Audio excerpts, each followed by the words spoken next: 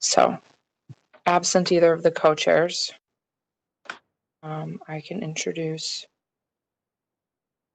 our agenda for the day. So here's our agenda. We're going to start with the ADU ordinance.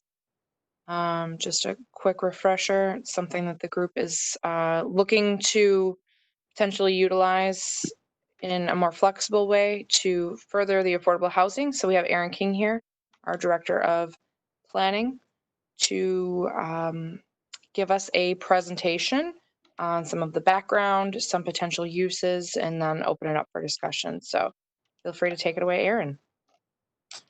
All right. Well, good morning, and thanks for the invite to spend some time with you today. Bear with me while I pull my presentation up here, and let's hope I can get this up for you guys.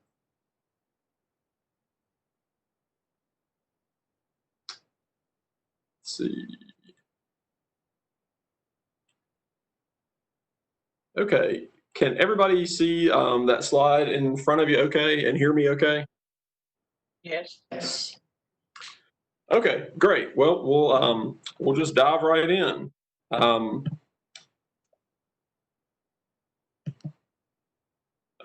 know why it won't advance. That was a little curveball there. I'm wondering. Okay, there we go. I got it. Okay. All right. So just to get started and to kind of start from square one to make sure everybody's kind of up to speed on what we're talking about. In terms of accessory dwelling units, at a very sort of simple term, these are just a small dwelling unit that's on the same lot as the main house. And you can see a couple examples there on the right-hand side of this slide.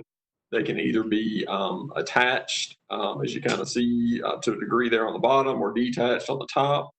And they're generally subordinate to the principal structure. They're generally smaller in size, square footage to the main house. They're generally located behind the main house.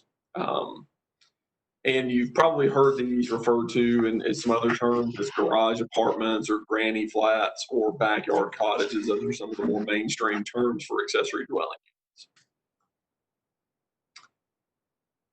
units. One of the reasons I suspect why we're talking about it this morning is because there are some benefits of accessory dwelling units. There's a lot of those, and one of them is increasing housing choice and providing missing middle housing. We've kind of talked about that before. That's your housing that really falls on the spectrum in between single family dwellings and your more traditional multifamily buildings, things like duplexes and triplexes, accessory dwelling units, cottage courts, things of that nature. So it fits into that missing middle housing genre that's really getting a lot of attention, nationwide right now. Allowing citizens to age in place is another thing that accessory dwellings provide for folks who want to stay in their community as they age. That maybe they don't need the 2,000 square foot house they're currently in, but they like the neighborhood. Accessory dwelling units give folks that ability to age in place. It allows an opportunity to increase for general density. That's also a good thing to help support transit. It does create affordable housing options for community members. So again, if you're thinking of a neighborhood where maybe rent prices or home prices are on the higher end, having a smaller unit in the same area that could be rented at a lower, more affordable rate is a benefit. For homeowners, it's a way to provide additional income. If you are living in the principal structure, certainly you could have an accessory dwelling unit in your backyard that you could rent out, provide an additional form of income coming in. And then another good benefit of accessory dwelling units is it utilizes existing infrastructure to combat sprawl. And in our shop, in the planning department, we talk about sprawl a lot and the harmful effects of that. The good thing about accessory dwelling units is they're going to be located in areas where infrastructure already exists. So water and sewer already have to be in place to serve the main house. You generally are going to have your other support structures in place, your parks, schools, services, things of that nature. So those are already in place, and accessory dwelling units just kind of piggyback on that. So for us, in planning, Legacy 2030 is our comprehensive plan for Winston-Salem and Forsyth County, and we do talk about accessory dwelling units in Legacy 2030. And I just through a couple of those recommendations in here, and I'll kind of run through these, but to make particular note, Legacy notes that allowing residential accessory structures as carriage houses and granny flats is being used by many cities. And what I would say, since Legacy was adopted probably over 10 years ago, that number has increased, and accessory dwelling units have become even more of a tool than was even thought about when Legacy was being crafted. Um, and such a strategy employed in Winston-Salem's urban neighborhoods could create a significant number of new homes. And the idea there is that you wouldn't be overburdening one neighborhood, that you could kind of spread the growth demands around through, again, the general density concept through accessory dwellings. Legacy also encourages the use of accessory dwelling units in appropriate locations, and also recommends allowing detached accessory units or granny flats in designated zoning districts in our growth management areas 2 and 3. So if you think about growth management area 2, that's generally our urban neighborhoods built before 1950, kind of Silas Creek Parkway is a border on the west, kind of wrapping around those more traditional urban neighborhoods. And in growth management area 3, that's our suburban neighborhoods growth management area. That's what a large portion of the city of Winston-Salem is located in, a good chunk of it, and primarily zoned RS9. But it does recommend allowing those units in those growth management areas. Moving and kind of looking at accessory dwelling units in Winston-Salem, that they have been around in the city for a long time. And the way our zoning ordinance was written is you basically, if you're going to have an accessory dwelling unit, you could have one in your backyard, but there were occupancy requirements. The accessory dwelling unit had to either be occupied by a blood relative or a caretaker. And they were allowed with staff approval if they were attached or in the same structure. You basically just would come in and get a permit for those. If they were detached, you would have to go through our Board of Adjustment for a special use permit, which was not an overly cumbersome process, but it was a little more work than just coming and pulling the permit. Along the way, around 2016, there was a court case in Wilmington that really negated that occupancy requirement. And it basically said, if you're going to have these, you can't dictate who lives in them. And so we had to go down the process of amending our ordinance here in Winston-Salem because of that court case in Wilmington. And so we had proposed basically to just to get rid of those occupancy requirements. And there was a lot of public debate that went on amongst neighborhood advocates, planning board staff, city council. And at the end of it, in September 2017, City Council adopted revised standards for accessory dwelling units. And the long and the short of it is the occupancy type was eliminated. But what came out of it is there were basically any new accessory dwelling units had to be approved by a special use district rezoning process. So that is far more cumbersome than just going to the Board of Adjustment to get a special use permit, and even more so cumbersome than just walking into the permit office. It's a much more extensive process, and I just noted there the fee, that previous fee to go to the Board of Adjustment under the old rules was $100. Even for the smallest site now to come in through this process, you're looking at a $1,000 submittal fee that's payable just to the city to begin the rezoning process. And then you're going to have a professionally drawn site plan, which is probably going to cost you 2 or 3 times that fee at a minimum just to get permission to construct that accessory dwelling unit. So what has happened since September of 2017 is that we have had no new accessory dwelling units built in the city limits since that time period. And I note in here most likely due to the challenge posed by that special use zoning requirement. And I can say that fairly confidently as we've dealt with folks who have come in and inquired about this. There's certainly a desire to have the units there, but as we've explained the process to folks, they quickly become disinterested in going through all the hoops and hurdles to go through that rezoning process just for an accessory dwelling unit. So again, once the process changed in 2017, it pretty much ended accessory dwelling units in Winston-Salem. A little bit more recent trends, as I kind of mentioned to you, things I noted the reference in Legacy, but there's starting to continue to be more discussion and more interest in accessory dwelling units.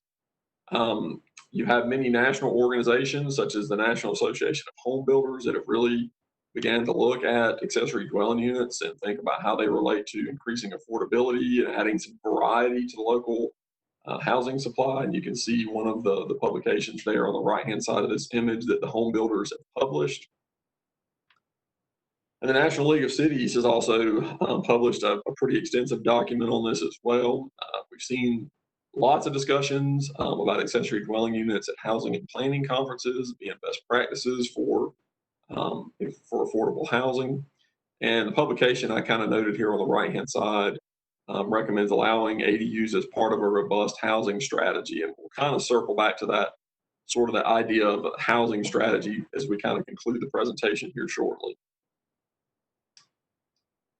Again, a little bit more on the recent trend kind of side of things. With these benefits of ADUs in mind, some states have passed statewide legislation allowing ADUs. California, New Hampshire, and Oregon. I think Oregon is for cities over 10,000 population or larger, so it's not a blanket, but it does allow it in those cities that meet that criteria.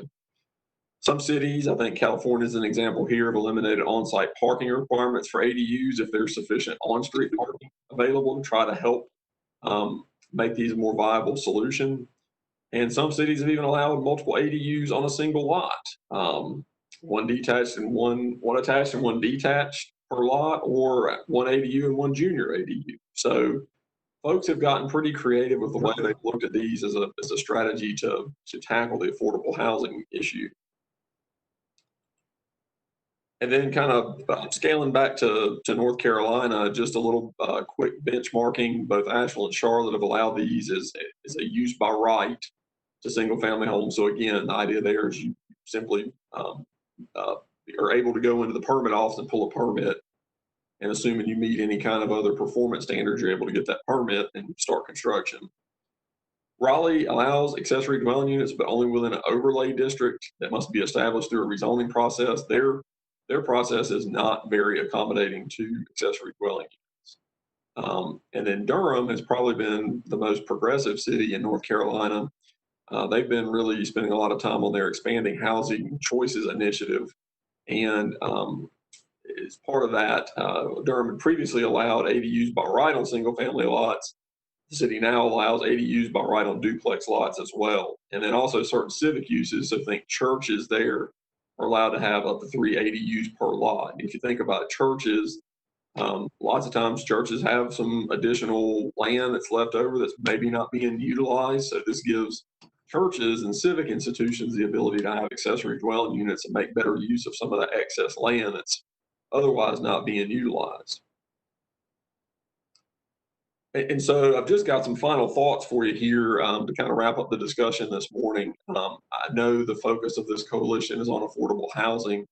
And I think one of the key things, and I'm sure you guys have arrived at this or discussed it, but there's no magic solution to solving this affordable housing crisis. And I think, at least in our shop, when we've kind of talked about this, it's really putting as many tools in the toolbox as you can to kind of help with the issue. And so accessory dwelling units, missing middle housing, building up density along growth corridors, increasing housing supply, removing barriers to housing.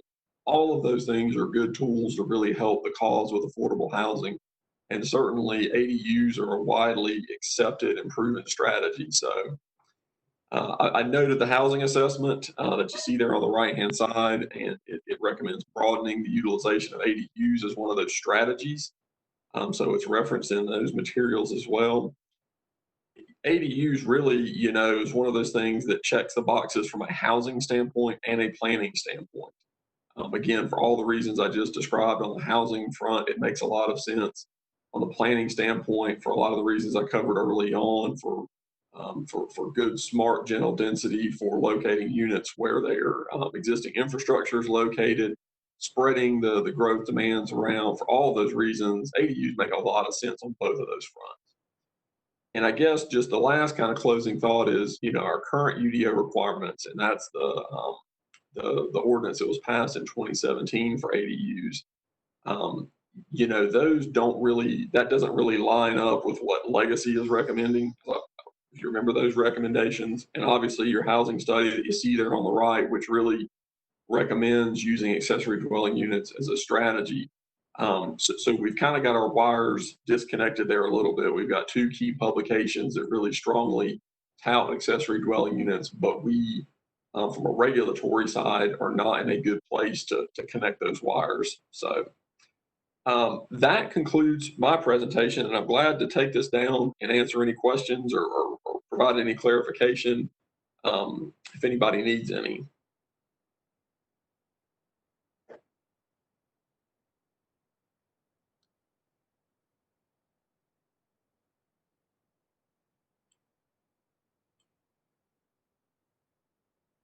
Hey, Aaron, it's John. You had mentioned that you'd had some folks come in with ADU or potential ADU requests, and you said you also mentioned that there was some hesitation on their part. I mean, what do you think it was mostly because of the cost, or was it the complexity of the process?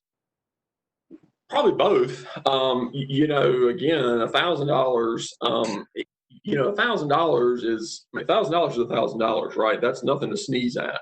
And then when you have to go out and hire an engineer or surveyor to draw this site plan up, you may be up to 2, 3, $4,000 bucks, and that's $4,000 without knowing you're going to get what you're ultimately asking for. So that's a sunk cost, and there's a chance you may get denied, and you've just spent $4,000 on nothing. So whereas before, $100, I think folks were certainly more willing to dip their toe in the water for $100 versus 1,000. And so, yeah, I think cost is absolutely a hurdle and a barrier. And I think the process, as well is a little bit outsized for really what we're talking about here. When you think of rezoning a piece of property, it's a little bit unlike any other sort of government function or government outreach in that we go to significant lengths to make sure everybody is aware. We post a sign in the yard to make sure anybody going by can see it. We send letters to every property owner within 500 feet. We advertise in the journal. We advertise on the city's website. We have an ordinance requirement that requires the developer to have neighborhood outreach with folks in the area. Then we hold a planning board public hearing and invite everybody down. And then there's an elected body public hearing. So the amount of touch points and the amount of outreach and all of those things make a lot of sense when you're changing the zoning of a property. If you think about your home and maybe a convenience store or retail use going in across from you or beside you, there's a good reason to have all of those protections in place. But for somebody to simply put an accessory dwelling unit in the backyard of their already single family property, that's a lot of process for that very minor land use change. And so I do think both cost and process are hurdles that folks they just don't want to deal with and they don't want to go through. Thanks. Aaron, I appreciate that. Aaron, I have a question. What about existing structures that people may have in their back of their housing? What are the challenges with readapting use? So I'm assuming, Paula, your examples, maybe let's just say if you have an existing garage in the backyard or existing accessory building and somebody wanted to convert that into a dwelling. So all of the challenges I just outlined for you are going to be there. The $1,000 submittal fee, the site plan, all of those costs are going to be there in that whole process that I just outlined. So that's sort of one piece of it. And then the second piece is really more on the building code side. And it's basically just making sure that whatever modifications to the interior of that structure meet North Carolina State Building Code. And that's a fairly cut and dry process. That the building code is set at the state level, and that's the same across the state of North Carolina. So that's not a huge hurdle. Really, the larger hurdle is the discretionary rezoning piece of it. Okay. Aaron, let me toss out one other thing that I remember from shortly before I retired. We actually had, and you probably remember this better than me, is we had someone who actually applied for a rezoning for an accessory dwelling unit and went to the trouble of submitting a site plan and all that, but before they got too far into it, they realized that because the site plan governs any changes from that point on the site, and the homeowner realized that that meant, let's say 5-10 years down the road, they wanted to do an expansion of their own main house, they would have to go back through the rezoning process all over again to amend the site plan and go through the public rezoning process just to expand their home. And that the person just threw up their hands and said, look, I'm not going to subject myself to all of these restrictions on my property, even my own main house. So they ended up withdrawing the zoning case. Yeah, so Paul's exactly right. That there we had a lot up off Woods Road, which is kind of near Old Town Road up in the northern portion of the city. And Paul's 100% right. That person submitted their rezoning application. They paid the $1,000. They paid a surveyor to draw up the site plan. And then they did realize exactly what Paul mentioned. And our special use district zoning, for those of you that may not be familiar, basically what that means is you choose a zoning district, you choose which land uses you want, and you have a site plan that describes and shows exactly how the property will be used.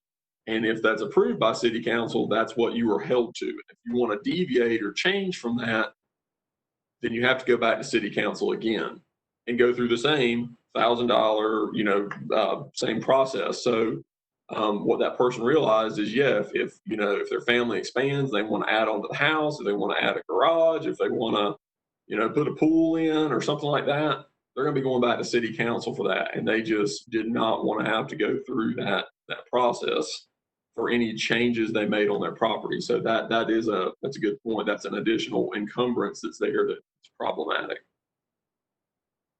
The other thing I'll add about accessory dwellings is that, as opposed to many of the other forms of affordable housing that we're talking about, most of which would, and if not all of which, would require some form of public subsidy, whether it's going through federal grants or it's going through the state housing finance agency or maybe some kind of tax credits or whatever.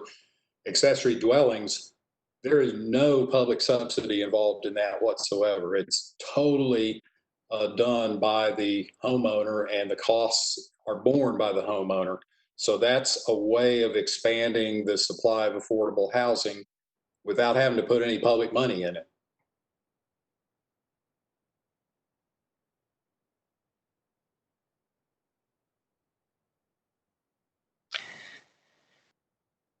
So a question perhaps that,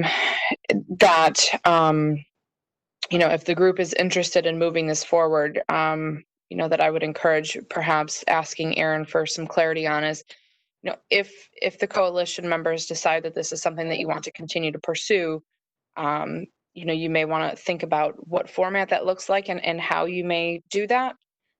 So I'm not sure if any of you have questions while we have Aaron on the line, but just to kind of get your wheels spinning in that regard.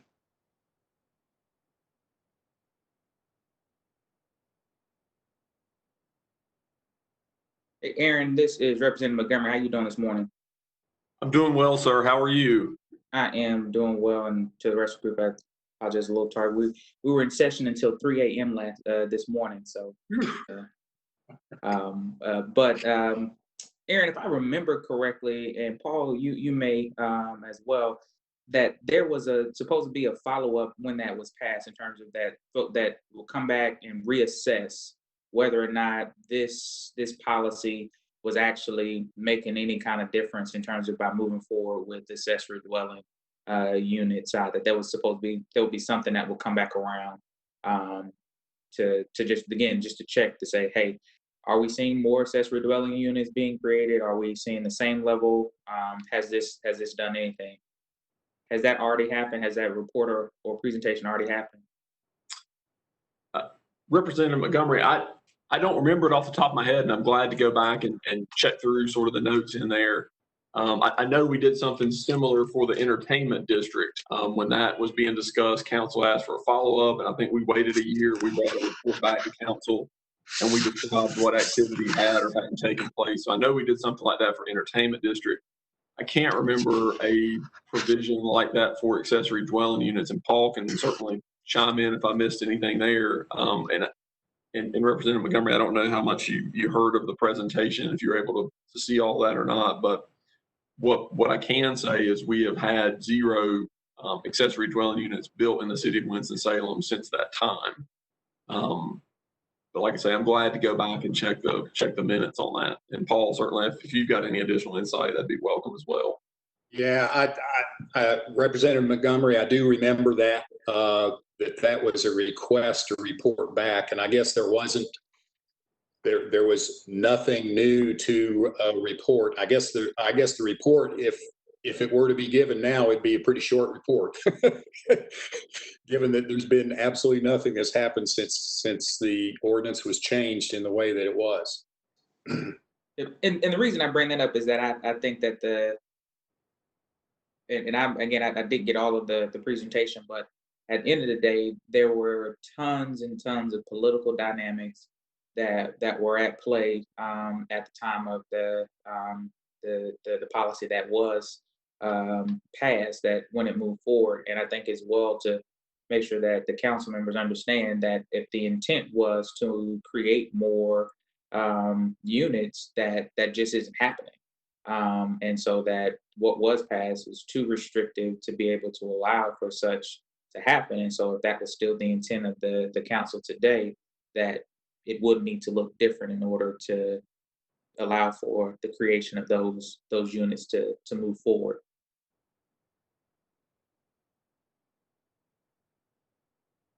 I wonder if, given that, maybe the report from planning, which would again be very short, just reporting on what has happened since then, whether the timing of that could dovetail with any recommendations from the Affordable Housing Task Force. Because for anything different to happen with the UDO, it's going to take the direction of City Council to launch that, and maybe the combination of reports saying there's no activity along with the Affordable Housing Coalition's recommendations might be enough to give council something to chew on. Yep, I agree. Yeah, Paul's 100% right on that. I think for us as staff, when council made that policy decision, then we have to implement the policy. And for us to have any, future discussion or to bring that topic back up, we would need direction from either the planning board, the city manager's office, or the city council to direct staff to revisit that policy decision. So it would take one of those three, I would think.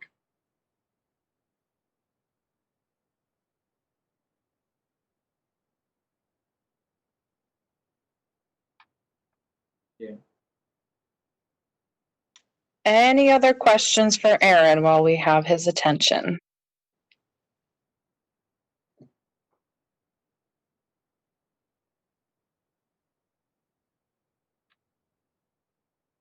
Aaron, did I miss when that report is due to council?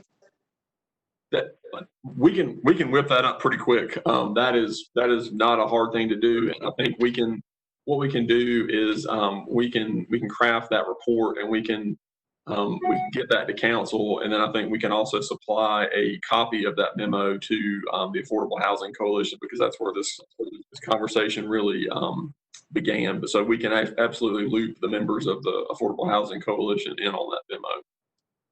Okay. But I would again wonder whether it might be best for the whatever recommendations the Affordable Housing Coalition to be timed pretty closely with that report. Otherwise, the city council is just going to receive a fairly short report from planning that isn't going to say a lot other than nothing's been going on. So the policy question needs to be pushed, I think, by an outside group like the Affordable Housing Coalition, and that together with the planning report, I think would help in generating the discussion at City Council. Well, yeah, I agree with you, Paul, 100%. So does it make sense then to maybe, do you think it makes sense to have two reports, or for it to just be something that is singularly attached to the recommendations from the council, from the commission, with the data and data points about what's happened, or two different kind of parallel things? In my opinion, it's probably best for it to be two parallel, because the planning can only respond to the request of council of what has happened. And so separate and apart from that, but at the same time, hopefully Affordable Housing Coalition with its report could kind of help that.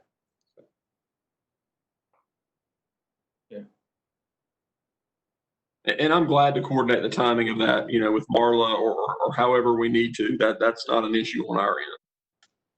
Sounds like it's not going to take a lot of work to. It will be a very quick report, Representative Montgomery.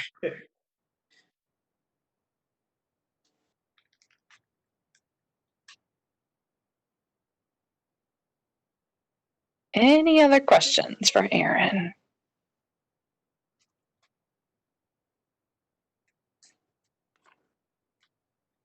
No? Okay. I'm going to go back to our agenda. Thanks, Aaron. That was a great report. Thank you so much, Aaron, for your time. Thanks for the opportunity. Appreciate you guys having me this morning. Thanks, Aaron. Okay. Do we have Tom on the line? Is he caller 3? That is me. Don't I look beautiful? You do. You do. Thank you for joining us. I know logistically you had some conflicts. Next on our agenda is is an update on the employer-assisted housing pilot program. So basically, where are we at with regards to potential participating employer partners? And then, I think it would be beneficial if the group, wanted to start thinking about really a kind of a substantial format and administrative structure. What might it look like? Who might participate? Who might oversee and administer the program? Just a refresher, we do have funding set aside in the bond funding for this program. And we kind of just need to get something going. So, Tom, I think you and Donna were kind of spearheading that, but anyone can chime in, obviously. Yeah, well, and I hate always getting into situations where there's an issue that comes up and kind of throws a big curve at what you're trying to do. But unfortunately, in this case, I think we have to admit to it.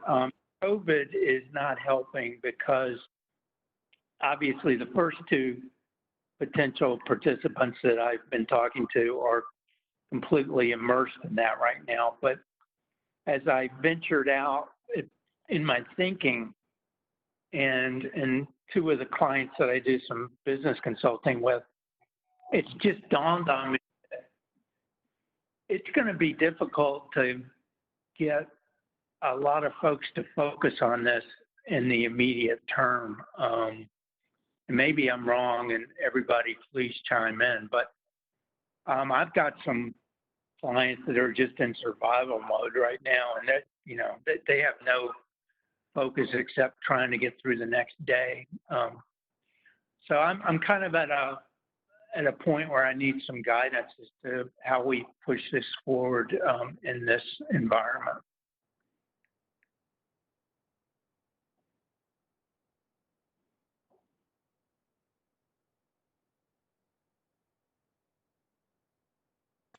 Thoughts from the group?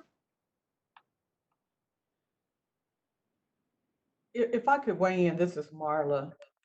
I'm wondering if we might want to have a conversation around how we frame the discussion on the need. I mean, I think everybody would have agreed pre-COVID that going down this path with a program would be a good thing.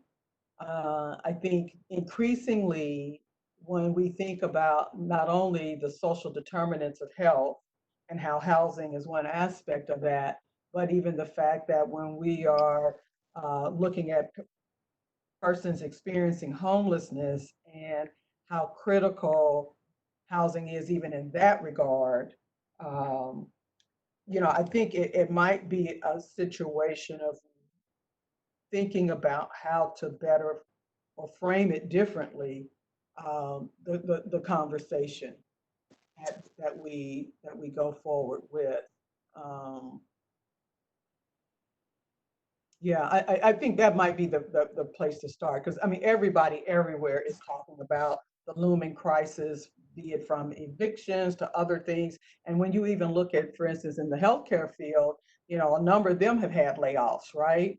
And so how are some of their personnel potentially in jeopardy of losing their homes, be it rental or ownership? So I think we probably just maybe need to take some time to expand how we talk about it and still help them to understand um, this is something that could still support their employees.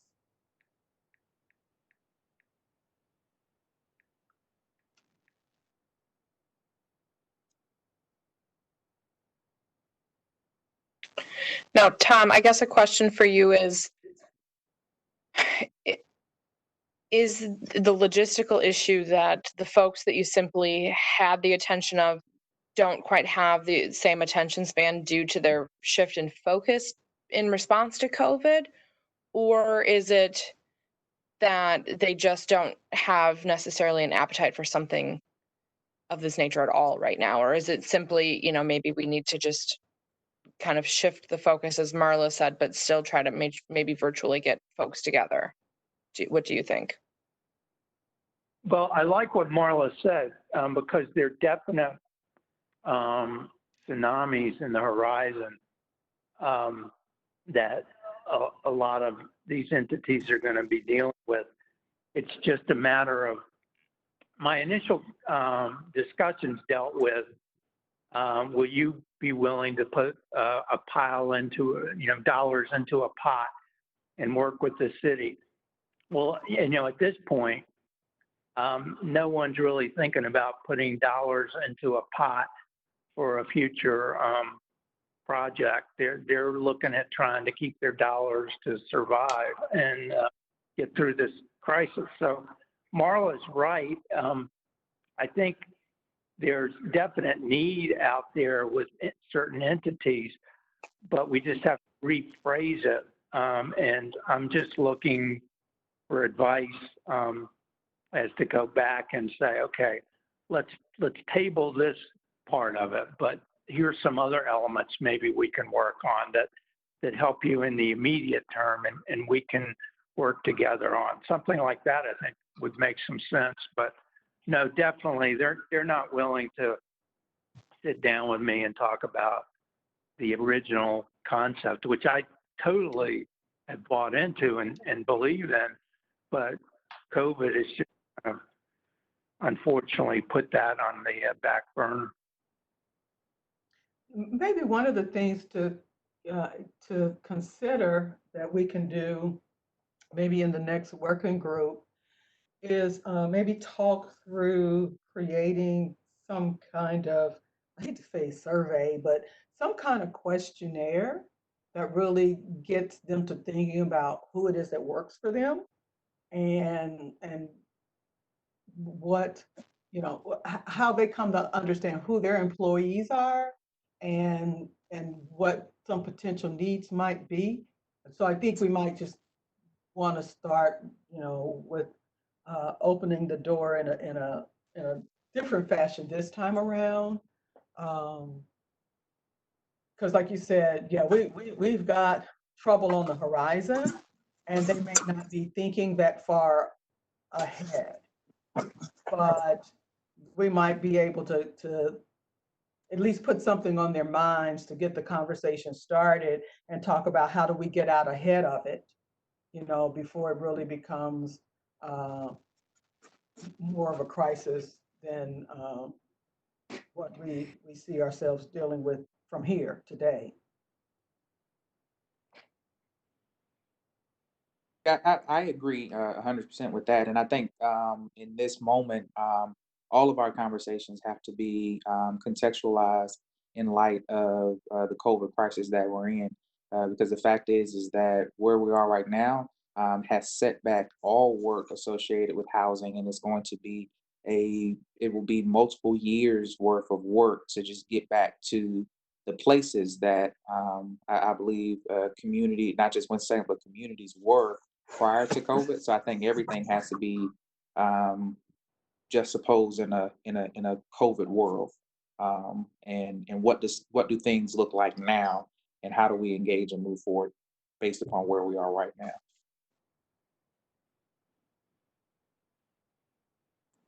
So I'll be happy to, continue the conversation on that in our next work group, if that'll help.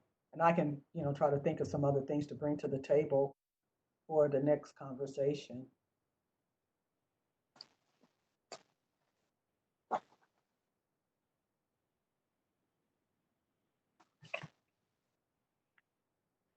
Anyone else have any thoughts on this before we move on?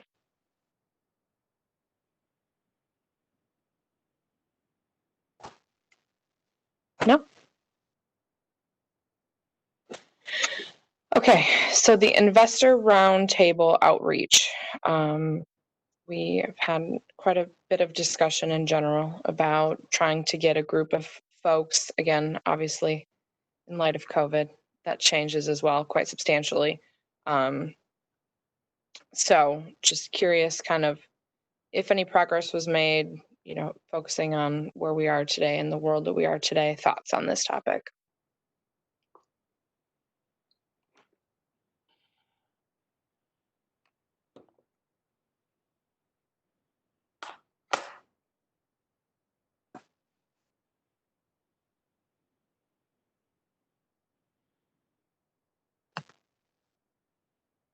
Trying to see if Ryan is on.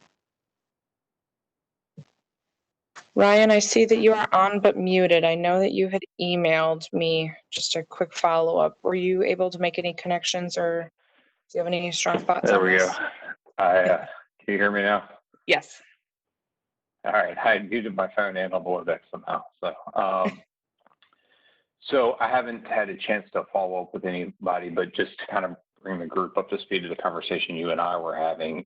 I think maybe this is in the work group. We need to have this discussion, but especially in light of the conversation we just had with folks' attentions being drawn in various different directions, maybe coming up with the initial ask or, what we would like that roundtable to tackle early on would be helpful in getting folks' attention. I could seeing kind of two different tracks of dialogue occur there. One has been around kind of reestablishing what was the Funders Collaborative, which was really a grant-making entity. And then the other is maybe a larger endeavor looking at what some of the other cities have done around creating a fund like Charlotte has done, an investment fund that would go out and provide some gap financing or something of that nature. I say that because I think when you start looking, especially at financial institutions where I can offer some insights, you're really talking about two different groups of people within the organization.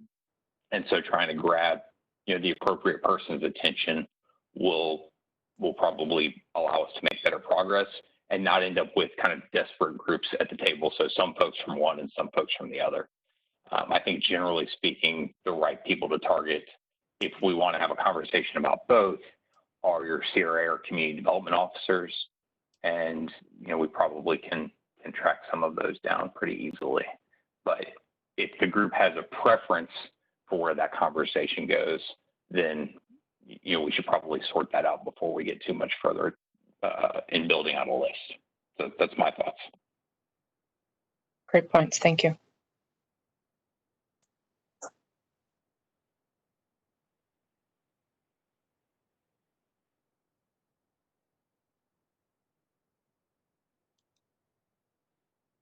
Any other thoughts on that? Particular focus?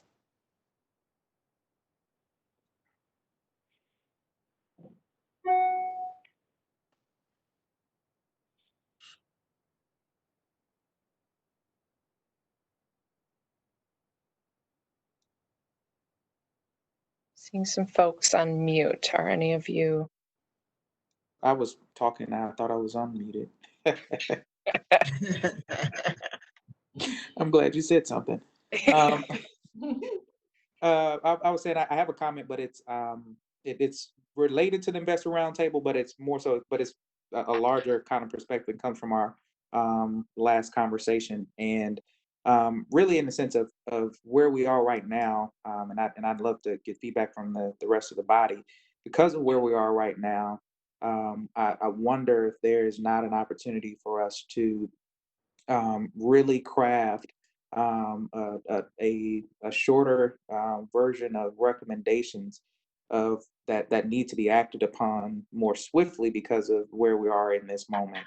And particularly the short term, medium, and long term stuff, I think, and again, because of COVID, I think some of the things that we would have wanted to do in the past more short term, I'll probably shift it to medium term. And then those long term things, that list probably gets a little bit longer. But really looking at what are those short, medium, and long term. And then when we're talking about investor roundtables and folks who want to come to the table, you really end up giving them, what are we asking you to do? And that list really then breaks up. These are some emergency things, some immediate stuff that we feel because of where we are, we need to do.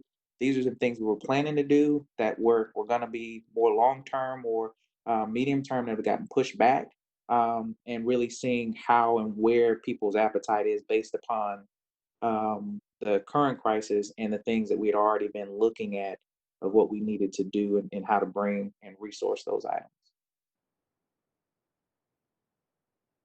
Does that make any sense, or am I hadn't had enough coffee yet? You're doing great. That makes sense. Again, 3 a.m. Making votes is not good to make policy at 3 a.m. in the morning. I just want to let everybody know. I imagine not. But it sounds like a strategy. Yep. Yeah, For sure. one thing that we've learned from COVID is the way we used to do things is not the way we can do them today and probably tomorrow. You know.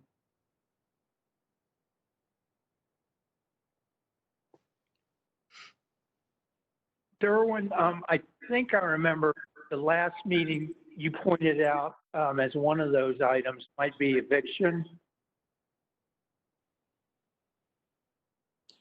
Right, and I know that and I think Marlon mentioned too, just in the sense of the folks are just really looking at what's gonna there's a big unknown right now in this moment of what's gonna happen in reference to evictions. Whether you're looking at the single family residential areas where folks have residential, or then maybe John can speak to just kind of what they see from an apartment complex standpoint. But even in that conversation, at least what I understood, that they're not seeing on the apartment side, and again, I'm not the expert there, they're not seeing as many, the people who were behind before are the people who are still have been lagging behind and struggling in that process, and not necessarily a lot of new folks coming into that that arena.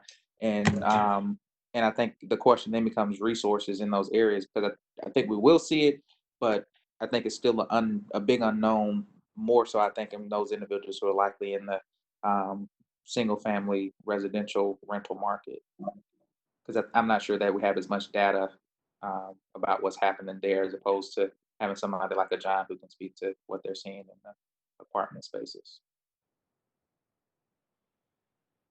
Yeah, this is John. I would agree with that. I mean, the other factor on evictions is we're seeing a much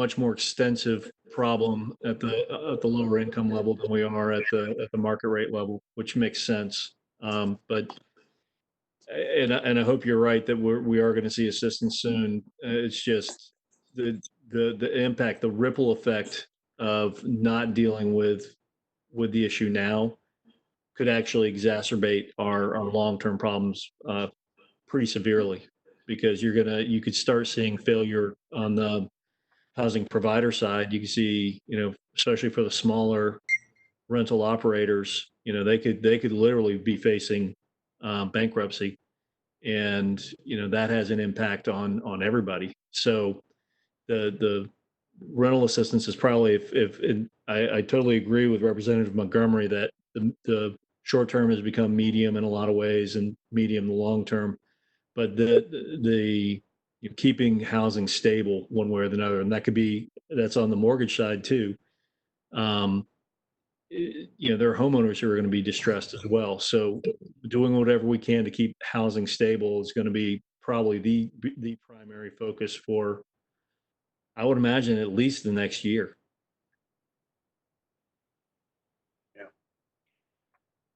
And to that end, I think it's go ahead, Paul.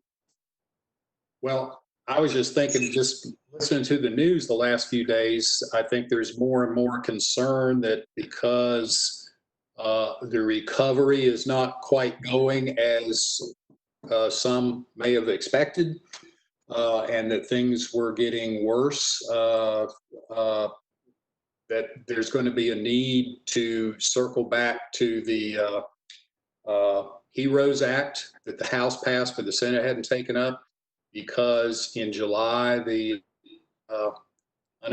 extra unemployment benefits will run out, and so there's been some discussion about coming back to that, which has a lot of revenue sharing, or a lot of funds heading to local and state governments, and who knows what would eventually come out of that discussion. I know what it was in the HEROES Act had 11.2 billion that was targeted to local governments in North Carolina alone.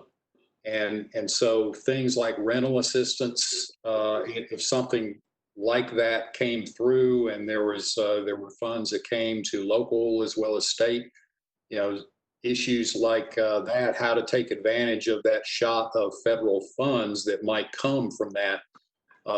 It's going to be to our best advantage to have some recommendations that the council could act on pretty quick in the short run.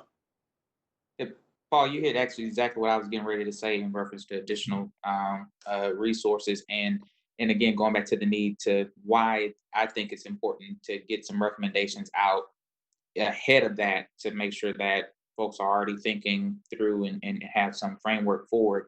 But one of the things that I think is important to think about that is that, one, I'm not too certain about how much of the existing resources that did come down came directly to at least to Winston-Salem, that allows for some of that work. I do know that there are varying grants that are out there that are still moving. A lot of things that were targeted in areas where folks were housing insecure, in the homeless areas, that resources came down, and even ability to look at prevention in some areas.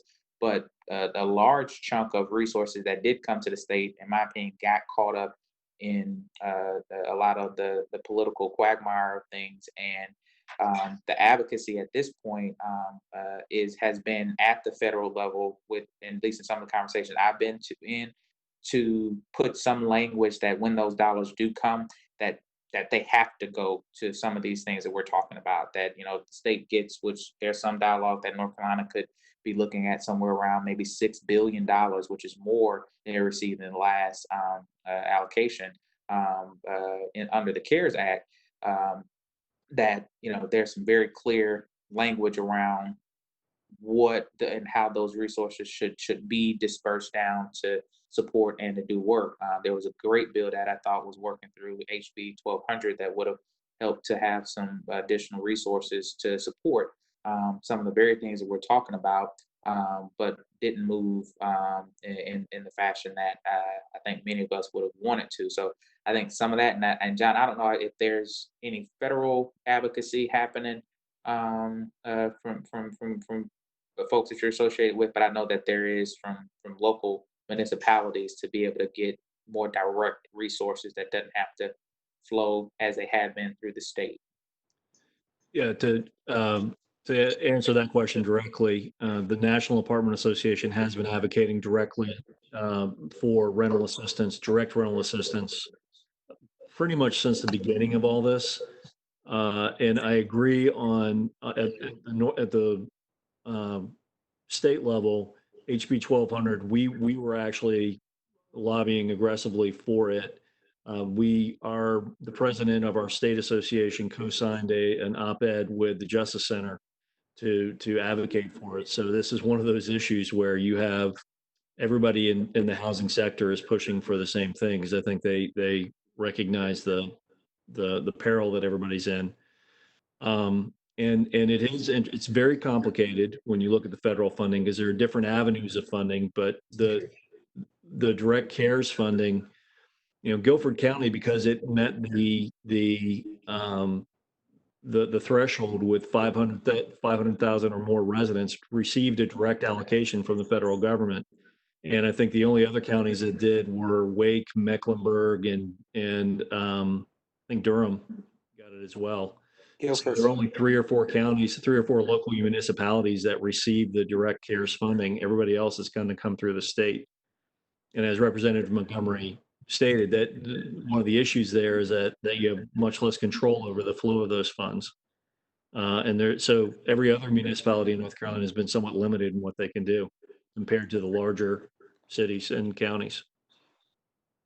That's what interested me in the HEROES Act, if that does come back, and because what they were proposing was the local government share, the vast majority of the local government share would be allocated directly to cities on a CDBG-like formula. So that would large cities over 50,000 population, of course, are entitlement cities under CDBG, and it would be a formula like CDBG that would allocate it directly to cities.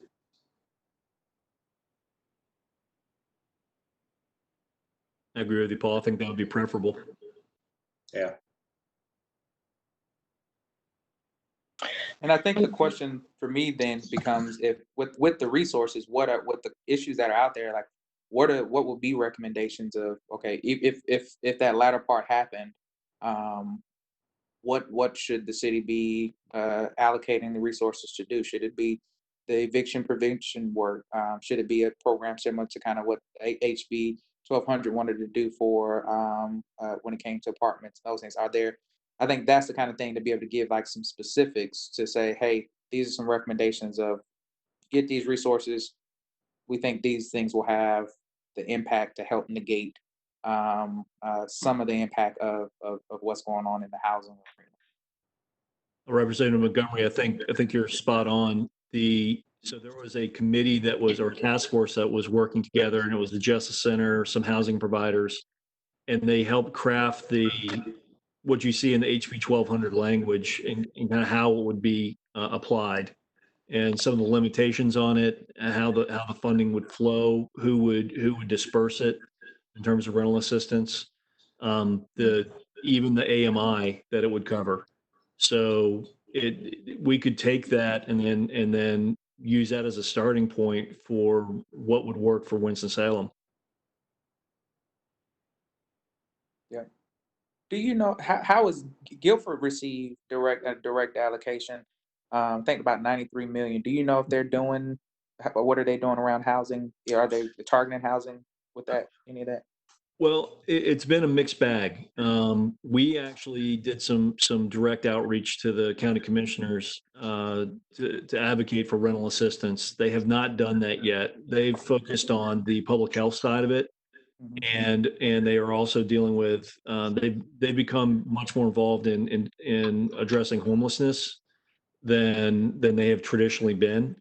So it's a little complicated because it's interesting. They qualified for the 93 million because they have both High Point and Greensboro and those populations added to their count. but the money came to Guilford County. And so they haven't traditionally done a lot in the housing realm, and it's going to be interesting to see how involved they get in housing over time. But to this point, from what I can tell, they haven't done any direct housing support, but they have focused on public health and on homelessness.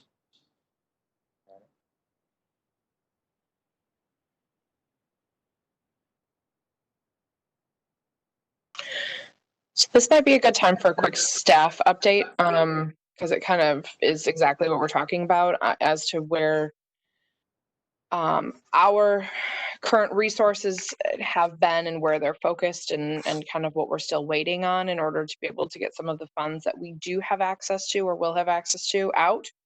So quick update. I'll give a very brief update, and Marla and/or Mellon can chime in with more details as needed. We were allocated some CDBG COVID funds directly from HUD. Some of those were already allocated along with the first round of ESG, or the Emergency Solutions grant, which is homelessness focused. Those funds were already allocated out to agencies through a process, and we are simply awaiting our contracts from HUD for that. And those will be out the door, directed towards homelessness prevention and service providing. There is some CDBG funds in that are still unallocated. We are waiting for better direction from HUD as to how they can be utilized in light of the COVID allocation. There's a second round of ESG funding that will be coming to council for consideration for funding, as well as some state ESG funding. So anything that I mentioned that's ESG that is going to be focused around homelessness prevention, homelessness shelters, case management, and rapid rehousing, permanent supportive housing type work. So under all of those fundings, it's limited to that. So we can't just do, standard subsidized housing production just for the sake of housing production for folks who are not in a position of homelessness. We also have the community fund that was allocated out to agencies through the large community-wide RFP. My understanding, those funds are out in the community. So from our team's perspective in community development, the funds that we have access to, we've allocated out or will be, and we are awaiting guidance and or contracts on some of it in order to get funding out and or allocated. Right now, a huge focus on homelessness because that's a lot of what came through the pipeline. There will be some small focus on prevention and such through the ESG funding to the extent that is allowable, both based on needs as well as statutory limitations on percentages of use towards certain types of funding. So as you all think about priorities, just know that those funds are out there or will be out there relatively soon, and in the community for those purposes. Again, Mellon, Marla, I can field any questions if you have any.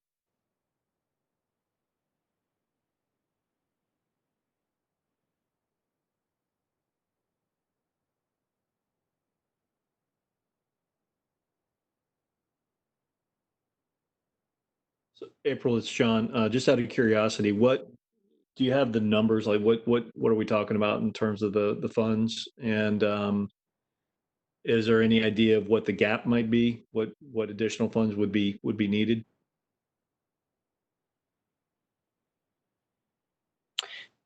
Mellon could probably cite the numbers a little better than I could. The first allocation of ESG, I want to say, was 660,000.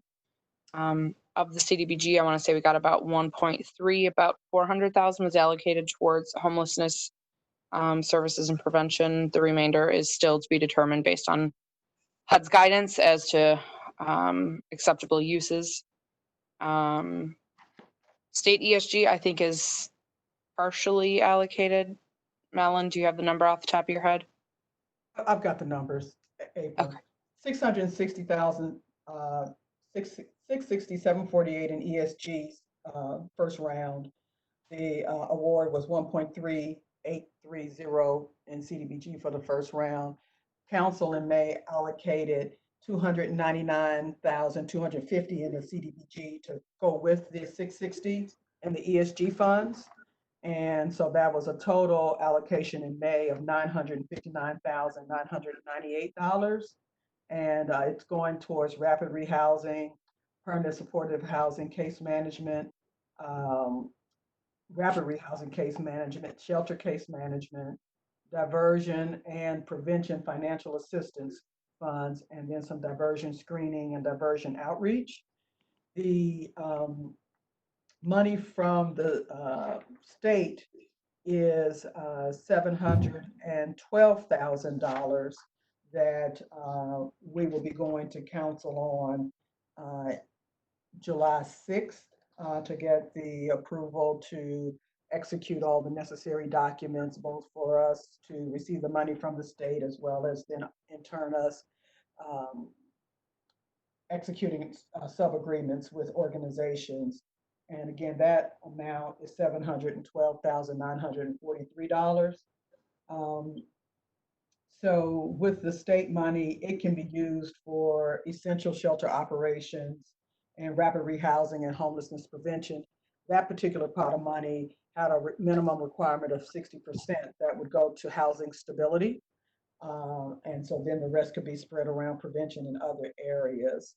And we're projecting using about of that 60%, half towards emergency shelter operations and services and half towards rapid rehousing, and then the balance of the money for prevention.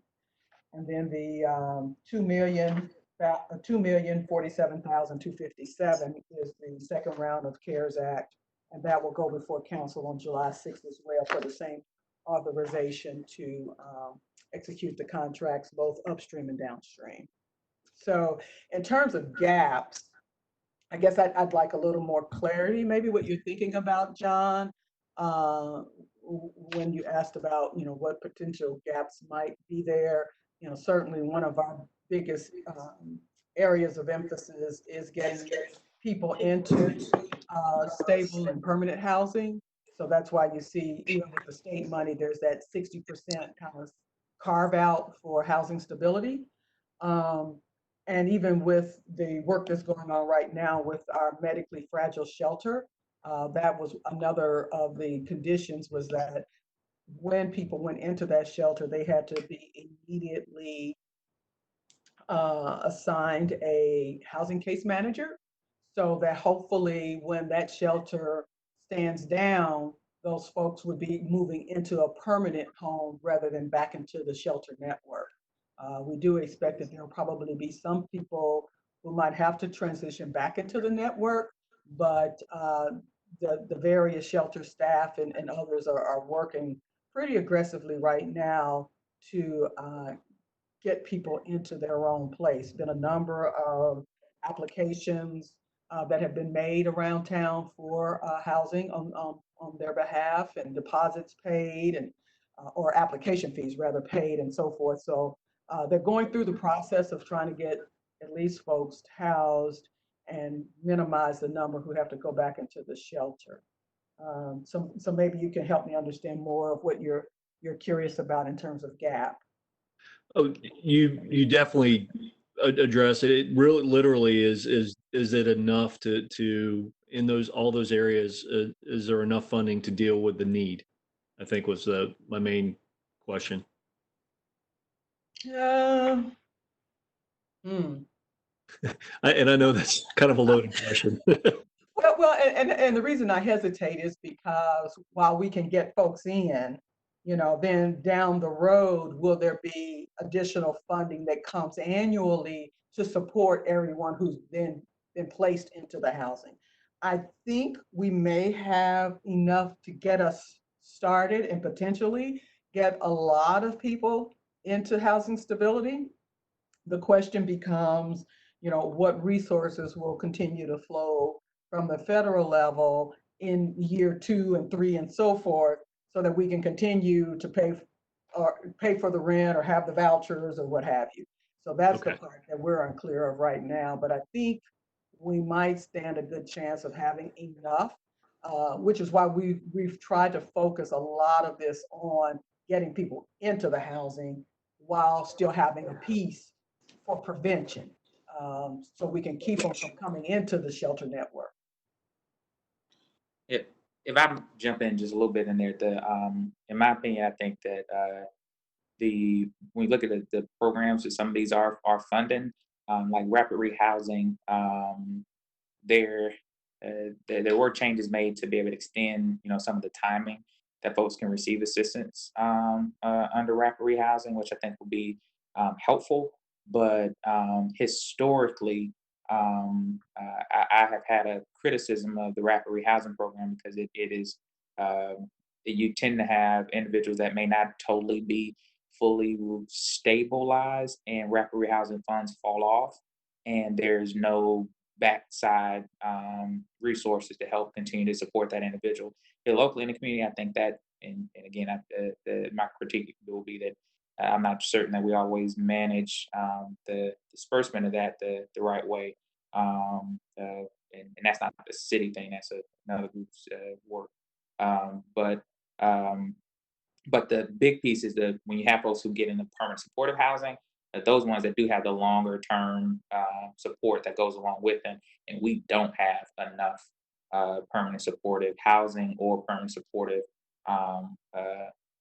resources that are in that area. And so it's kind of like this interesting back and forth between those two programs when it comes to homeless population. But there are a ton of resources, and my hope is that when these resources come in, that not only are we helping to move folks more quickly, but then it enhances the system overall for a long-term improvement of how folks, particularly those who are in the homeless arena, are cared for, and strengthens the system to move people more quickly. And I will say that the balance, the 1 million balance of the CDBG, we are looking to earmark for permanent supportive housing. Because that's the one where we can actually develop some units as opposed to the ESG. So our priority would be to utilize those CDBG funds for some permanent supportive housing units.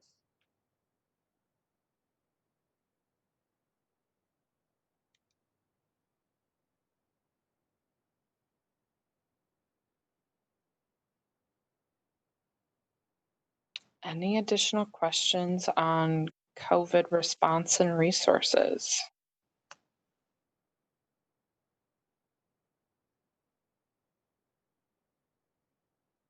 No? Any additional questions or discussions for the group?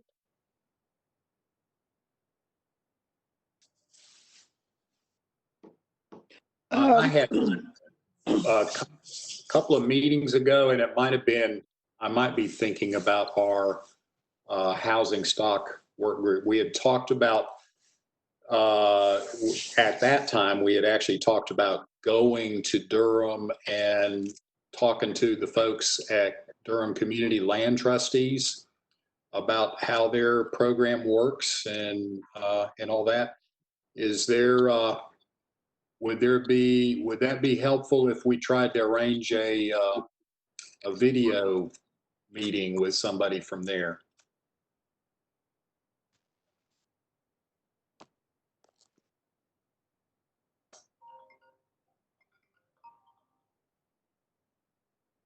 I'd be interested, Paul.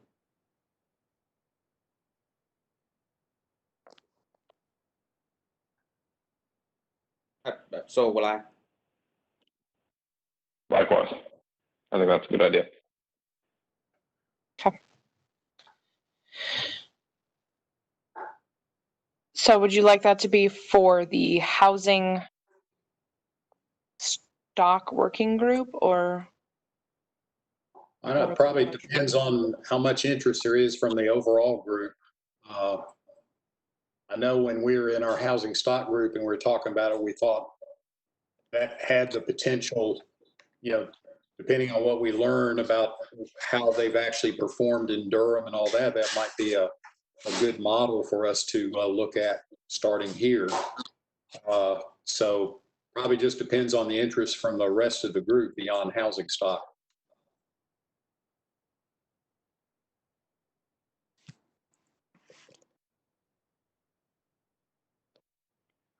I'm always one that the more information you can glean, the better. So, yeah, whenever you can get it put together, let us know.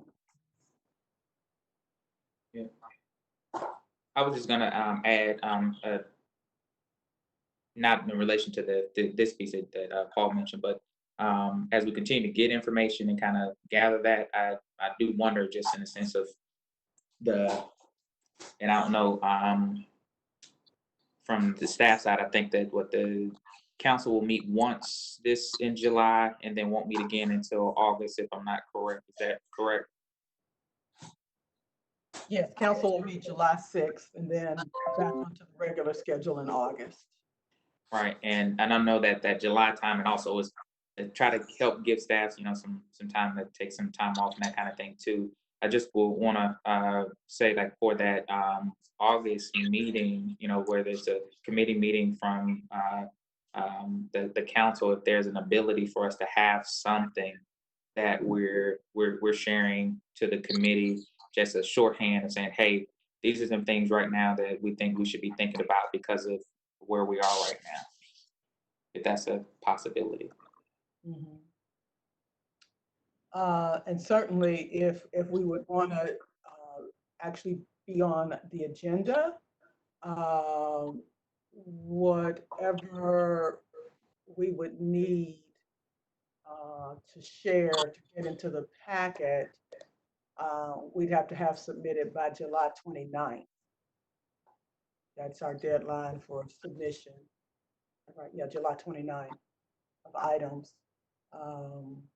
So I mean, it's definitely doable. We just have to, decide what it is we want to take before them. And I'm imagining we will be going before the Community Development, Housing, and General Government Committee, which meets on the 11th of August.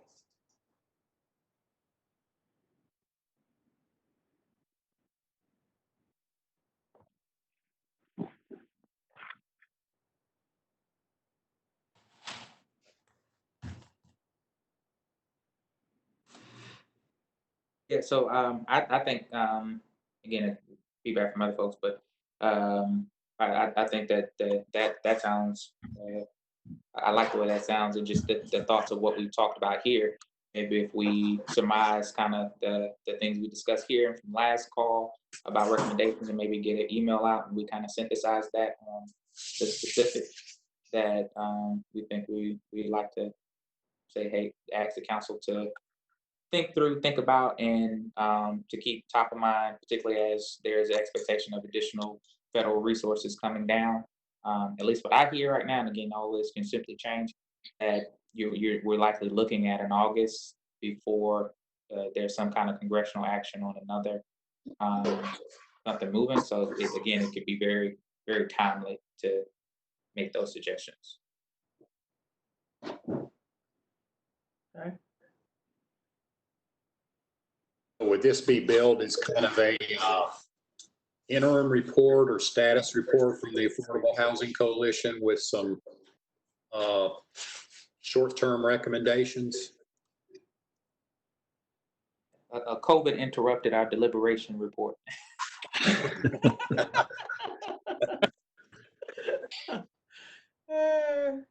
That would be fair. Probably would be an interim report with recommendations. Recommendations.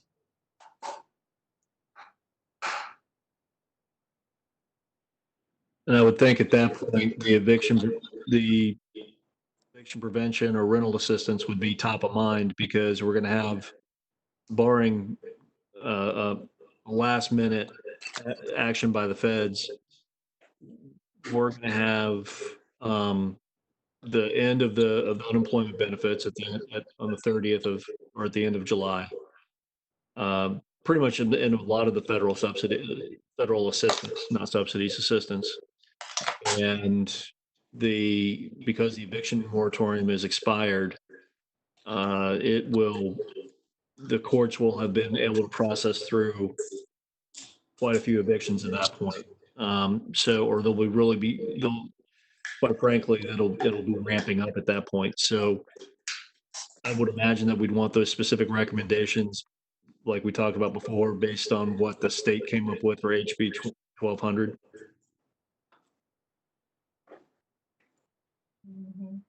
Yep, I think that's a really, really great starting point in that.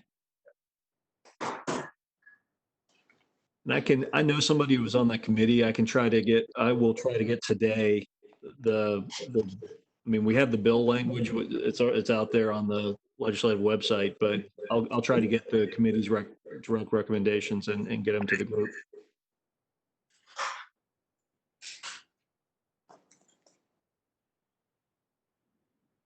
April, I have a question. I guess more of a couple of concerns. One, as it relates to the tourist neighborhoods, I'm just wondering, is there sufficient housing for relocating families? I keep getting that question about the relocation. No, there's not. I'll answer that for you, Paula. No, there's absolutely not.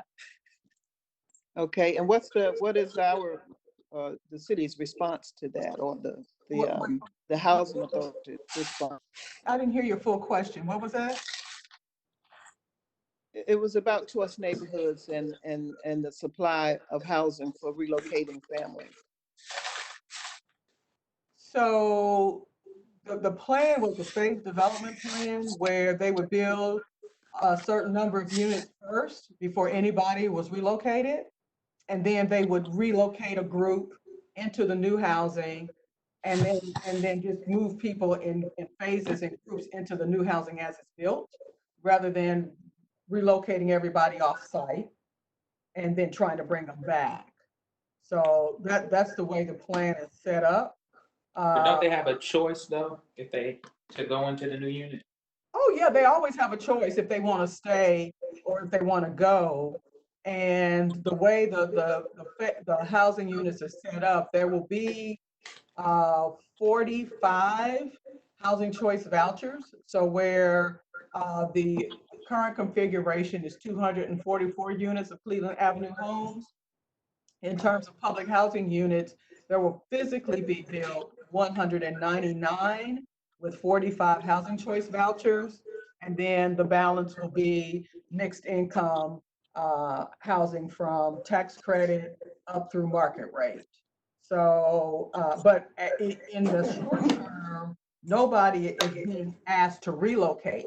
Matter of fact, they will be getting a letter within the next probably 10 days or so, according to the HUD guidelines, that lets them know that the project is underway, but that they do not have to move. Matter of fact, that's something I'm proofing right now so that the language stands out even more prominently about the fact that they don't have to move. Yes, they always have the choice, but they don't have to move at all if they don't want to. Okay. Hey, Marla, the only thing with that, is there just, I know part of that grant also is the resource and the people in the neighborhood and kind of how that works, but the folks get that letter. But at least from the data I've seen is that even though when you give folks that choice and they don't have to move, large number of folks still choose to take the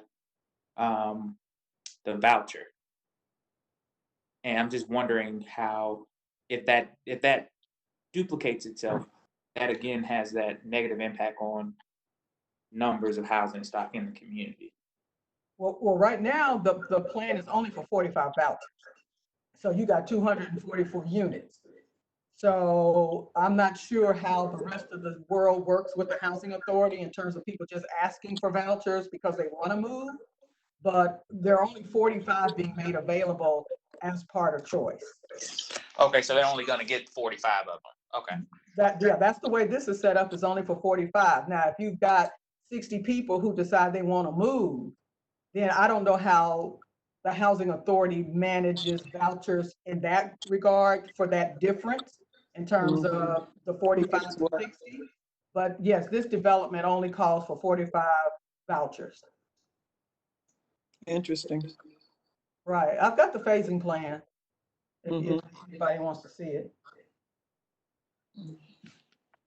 My other question, thanks for that, Marla. I was wondering how we were dealing with that.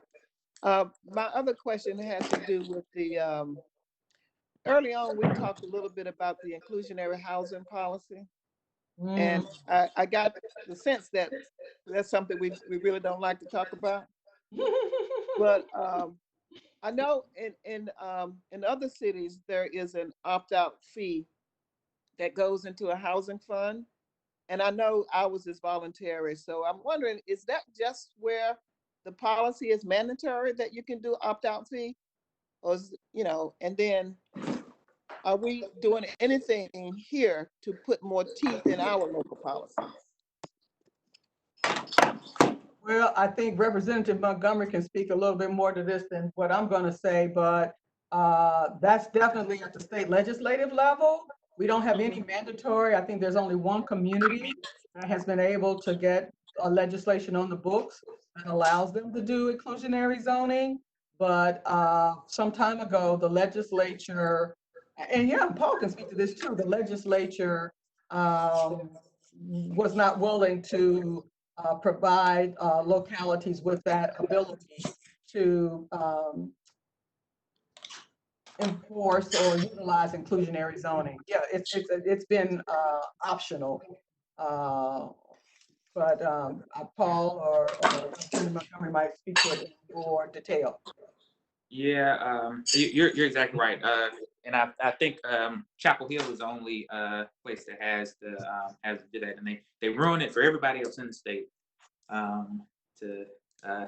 But I think what has been the conversations here since the legislature has taken that ability from communities to really make that decision and choice, has been, well, if you don't have that ability as of now, what can you do that is incentivizing the development? And I think there you have the Paul. There's the within the zoning. I know there's some affordable. There's some benefits you get with it, but that's another area where you don't get people who take advantage of it. So. Right. The UDO allows a density bonus, but nobody has taken advantage of that. And I think the same prohibition for mandatory inclusionary zoning also applies to the payment in lieu as well, because that would be a requirement for a developer to pay in lieu. So I think that is covered under that prohibition currently from the General Assembly. All right. Well, thank you for that. That comes up a lot too. Yeah. I think what Representative Montgomery was referring to, though, is that the city using its financing abilities to leverage the agreement by developers to allocate a certain share of their housing projects to affordable units. But that is only able through the provision of city funding in helping the finance. Okay.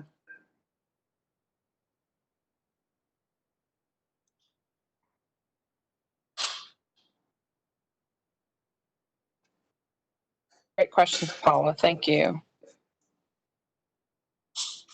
Okay, so just to recap a few things, what I think I'm hearing is we would like an entire group to potentially have a video discussion with Durham to discuss their community land trust structure to see if it might be something that could be implemented here. Prior to the working group, the group would like to put together some sort of a kind of COVID interrupted memo to the council for consideration at the August 11th Community Development and Housing General Government Committee meeting. The deadline for submission is no later than July 29th. Marla, I would assume we'd like to have it a little sooner than that to give us time to prepare our things and get it into the system. Is that correct? Would that be accurate? Marla? Yes, I'm sorry, I was on mute. That's okay. I should have looked at my calendar before I said that. Do you have a date in front of you that's a comfort level for you for that, Marla? So the I might need to get back with you on that because I've got a couple of other things I'm trying to juggle. Okay. Yeah, that's to be determined. Okay, so to be determined group, but we will follow up with you in an email on that. Representative Montgomery, are you going to be the person spearheading that memo? Sure. Thank you. And in the working groups, the focus on the pilot program will likely be reshifted and perhaps a refocused effort may be brought back to the group for the September meeting. Is there any consensus at this time how the group anticipates or desires to move forward with regards to the ADU?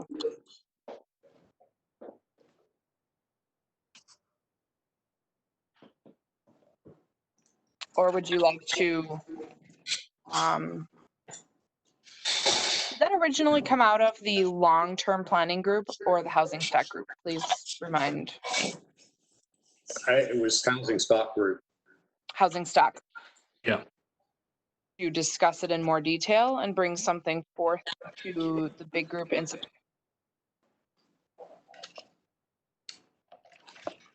You know, I have that write-up that I sent that I think was distributed out. So Yes. maybe that could be that could be something that is discussed or amended or whatever the group would like.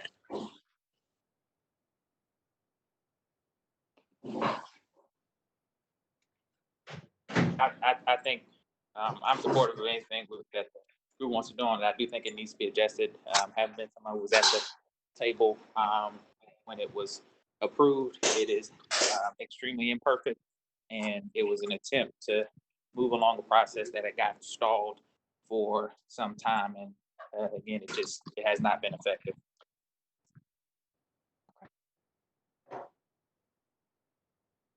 Would it be helpful if I sent out Paul's kind of draft at information now that this is fresh in everyone's mind and kind of allow people to think about it again?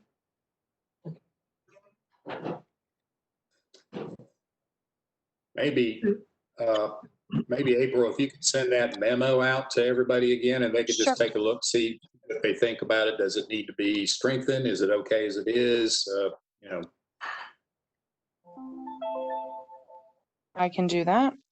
And then Representative Montgomery will work on the memo to the council committee. The working group the access working group will work on the pilot program refocus. Is that correct?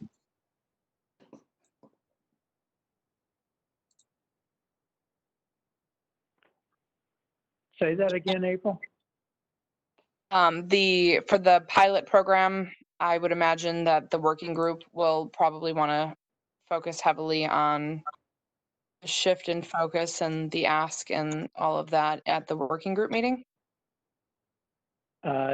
Yeah, and actually, Marla, I might try and set up a phone call with you because you brought up some points today that I'd like to follow up on and talk to you about. So look out for an email to get on your schedule.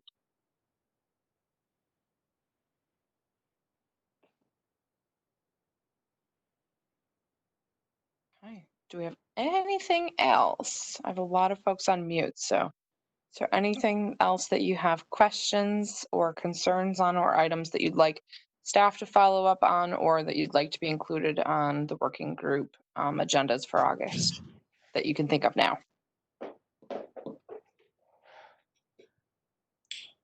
Nothing else for me. Okay. Either. No. Everyone's good? Yep. Okay, so we've got a lot of work to do between now and August.